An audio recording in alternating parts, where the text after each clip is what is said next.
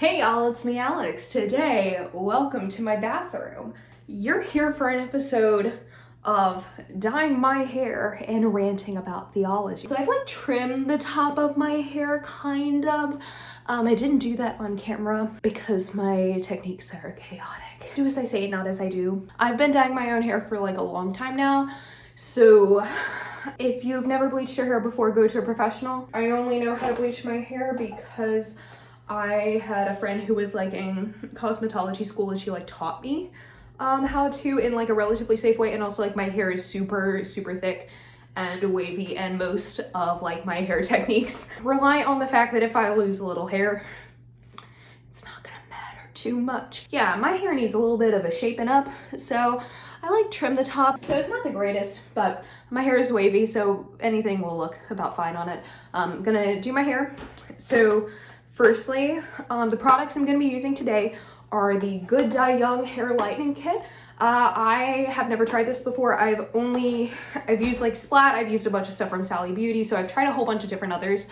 And Splat was kind of my regular because it was the easiest for me to get. But the last time I used it, it straight up, I had an allergic reaction, it felt like. So we're not doing that today. And Splat really isn't a great bleach. It will destroy your hair. So I think that was just my scalp telling me after years and years and years of murder that I should stop the violence and get something a little bit gentler. This one, instead of being a 30 vol, is a 25 vol, I believe. And it also contains coconut oil and soy protein. So it's supposed to be a lot more nourishing. And plus it's Hayley Williams's hair care brand.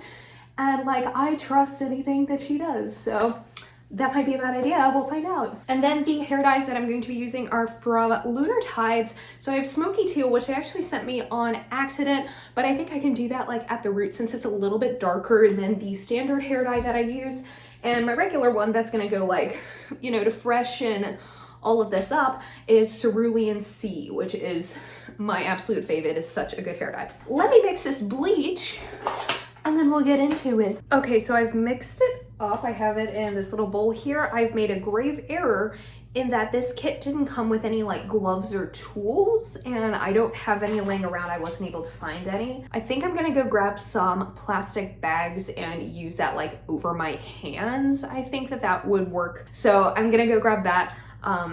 Yeah, I think since the plastic bags are gonna be rustling, I might speed through it a little bit and then get to talking. We're talking about substitutionary atonement today, yeah, and how much I hate it. So yeah, let's bleach my hair. Okay, so I just decided to basically do that entire process off camera because I think the processing part of everything is always the most, whatever. Bleach is in my hair, it's at the roots, and maybe a little bit towards the tips, but it's fine.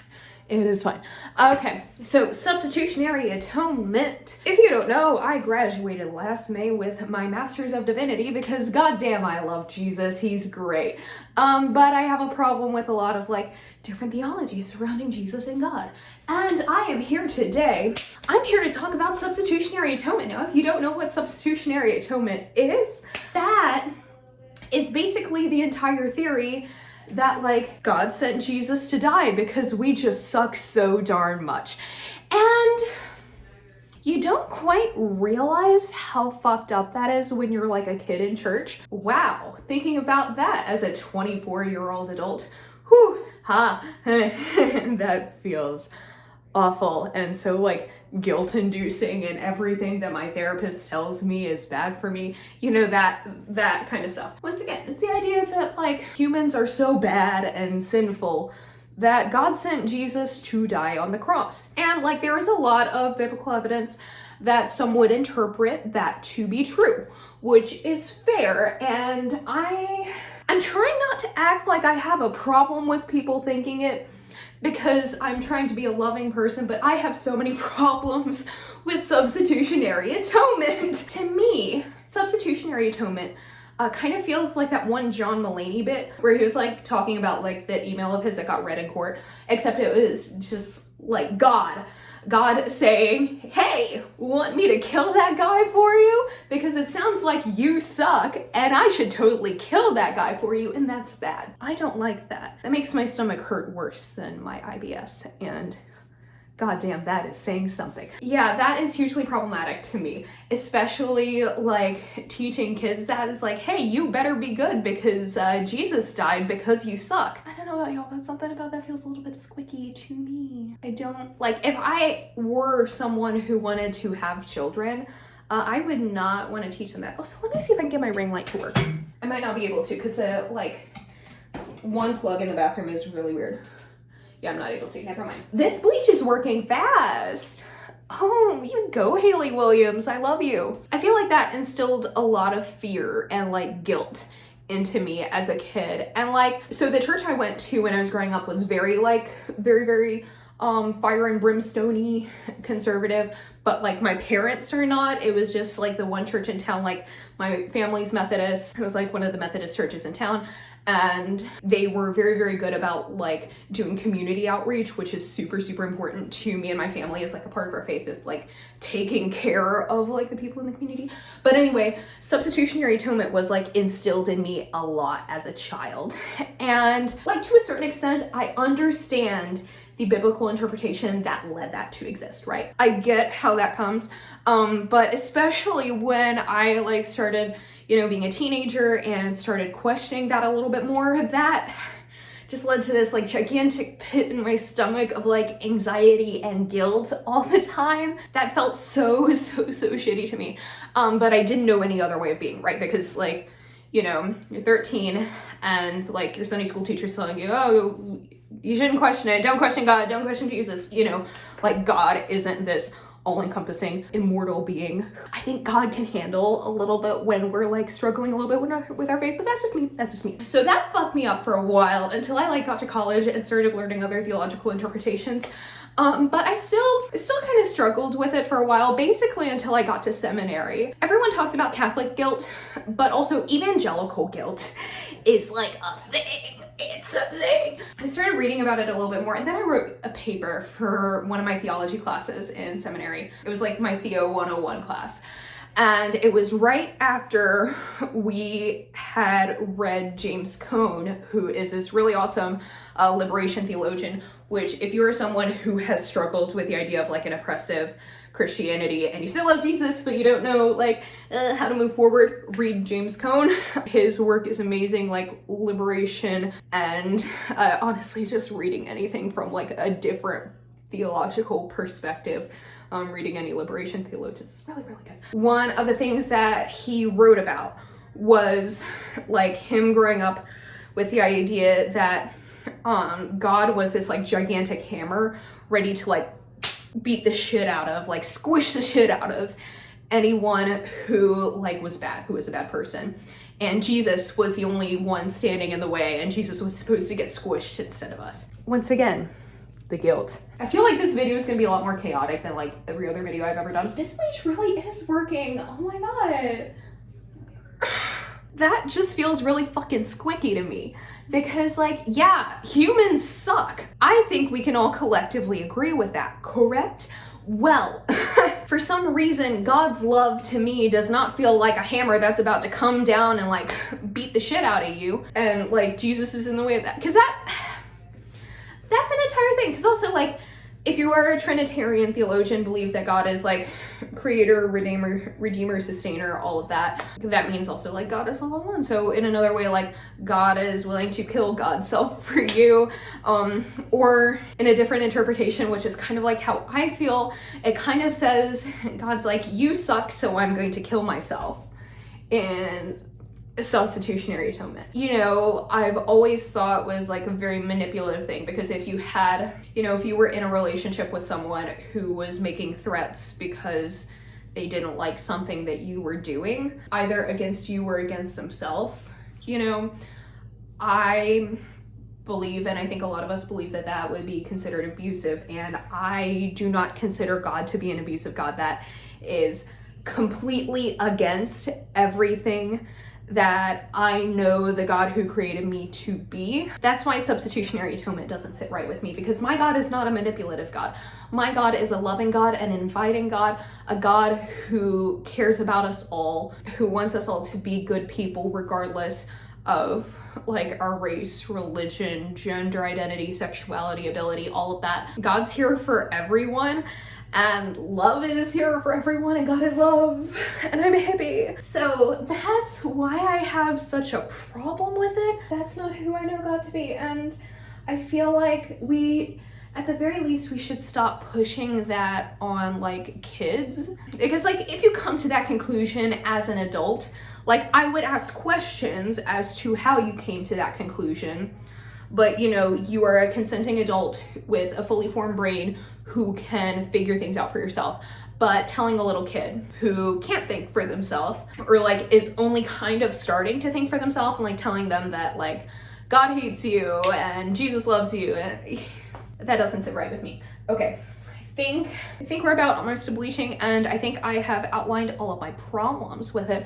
So I will come back, and I'm also just gonna put the dye in my hair before I like hop on and talk to y'all, and I'll just let it process.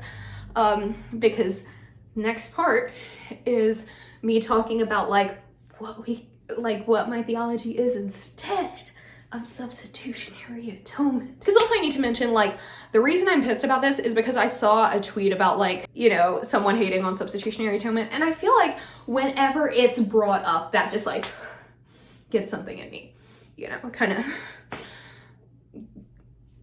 makes me ranty and rambly, so I figure maybe if I get it out, you know. Anyway, okay, so I'm back. My hair is like all dyed up, my hands are kind of stained, but that's okay.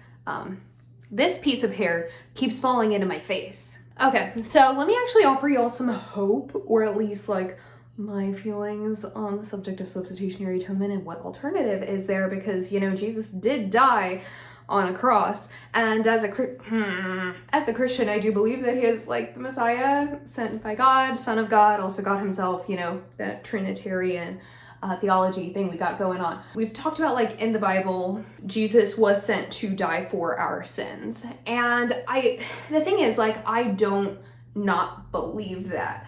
I believe that humanity doesn't know a good way to be with each other. I don't know if you've noticed this, but like we're really fucked up.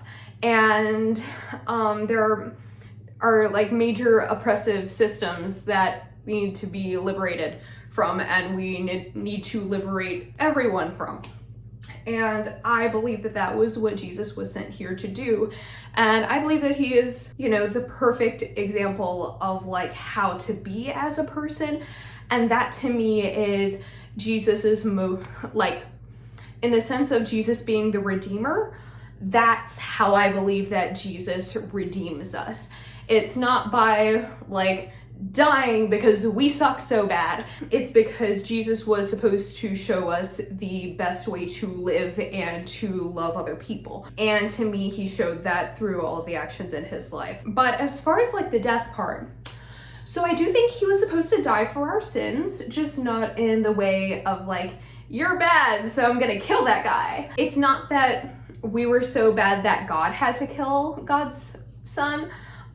It's that as a natural consequence of our bad actions, we were very likely to kill him. So if you've ever paid attention to the things that happen to those who work for justice and change and positive things in the world, a lot of times they get backlash for that. Most of the time. That's sadly how our world works, and that's how humans have always been with each other. And a lot of times they are often incarcerated. You know what I mean? They're wrongfully punished for doing something that could change the world, because humans, especially those with power, are very uncomfortable with the idea of anything changing, because, oh my God, they won't have any power anymore. And that to me is what happened with Jesus. Jesus didn't like get backlash because he was so peaceful about his change. He was saying, no, you know, maybe we should actually take care of each other. Maybe we shouldn't be like worshiping money as an idol. We should love each other. We should stop worrying about worldly possessions and capitalism and all of that, and instead use our money to care for other people, and dismantle power structures that harm other people. They didn't like that because when people imagine that Jesus would come to save them, you know, they imagine him as like this king, this warrior, this person who's gonna fight for them. And like, I understand that because I think even today, when we look at our media, when we look at like, you know, I enjoy a good Marvel movie like the rest of them. I love a good fight scene, you know. But when we imagine, you know, those who are sent to save us, we always envision it as this violent encounter. Jesus subverted that. People didn't like that, and people didn't like that he wanted everyone to be peaceful because that didn't fit their narrative. That's not who they expected him to be, so they were like, okay, time to kill you, I guess. So it's not that Jesus came to die because we are bad, or that like we're so bad that God had to kill him, you know. It's that Jesus came to show us how to be good and kind and loving people who dismantle oppressive power structures to work for the liberation of all people, to work for the liberation of the oppressed, and people were uncomfortable with that. So they killed him.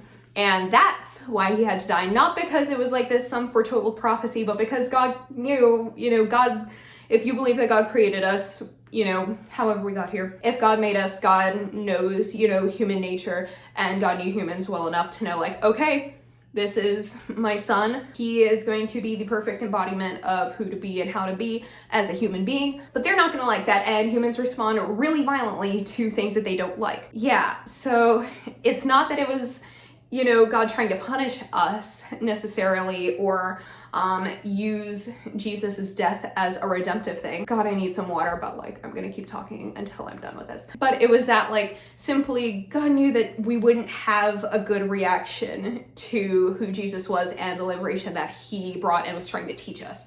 So that's how like the cross works for me. It's not that like, you know, God's not trying to be like, you should feel guilty for like, because I had to kill this guy for you. It's that like, we saw that Jesus offered a different way and we rejected it.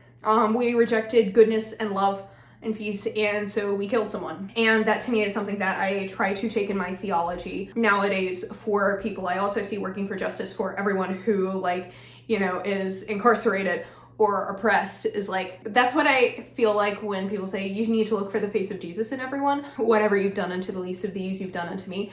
That's how I see that. It's because like, well, Jesus was incarcerated and murdered by the state.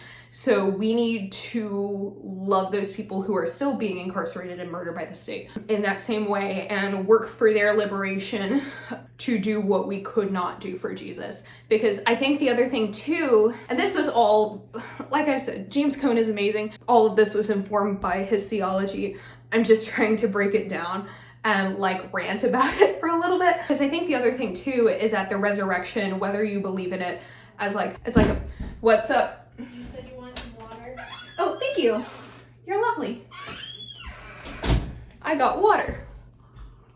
My partner's so nice. Well, okay, so whatever you believe about the resurrection, whether it was like a physical thing or a metaphorical thing, I know that a lot of progressive people don't like believing in the resurrection as a physical thing because they're like, oh, that's not science, which is like, okay, but I also think that the actual physical bodily resurrection is another huge part of like that liberation from the harm that like, you know, thinking about like substitutionary atonement, you know, does, because a physical bodily resurrection was Jesus giving a big old middle finger to the state and to the oppressive systems that caused his death. Yeah, it was like a literal protest for that. So I had to slip that in there because to me, talking about like Jesus's death, even if that is the only thing that we're talking about, it never feels complete for me unless I mention at least like a little bit about the resurrection, because that's just the way my theology works. Good Friday for me is like the most uncomfortable day ever. I never get through Good Friday service without just like breaking down and sobbing. So whenever I try and talk about like, you know, Jesus's death, I always have to at least add in a little bit about the resurrection. So yeah, that's kind of all I can think of to say at the moment. I still have a little bit longer to go on my hair, so I'm just gonna like sit around, finish that water, relax. I will come back when my hair is like all finished. I think I have about like 10 more minutes on it. Yeah, I will see you very soon. We'll wrap up this video. Also, if you have any questions, feel free to ask that down below. Okay, I'm gonna like sit around and wait for my hair to be done. Hey y'all, editing Alex here. I completely spaced after I got out of the shower after I'd rinsed my hair out and forgot to film an outro to the video. So anyway, I hope you enjoyed it. I know it was like super ranty, super rambly, and I know theology isn't like everyone's thing. It was on my mind, and if you enjoyed it, that's really, really great. Also, look how good my hair looks. I love it. It's so nice. Okay, thank you so much for watching. Give it a thumbs up if you liked it. Subscribe if you want to see more videos from me. If you have any questions, comments, concerns, leave them down below. Just be nice as always, as I know that you are very, very capable of being, and I will see y'all in my next video. I hope y'all have a wonderful day. Bye!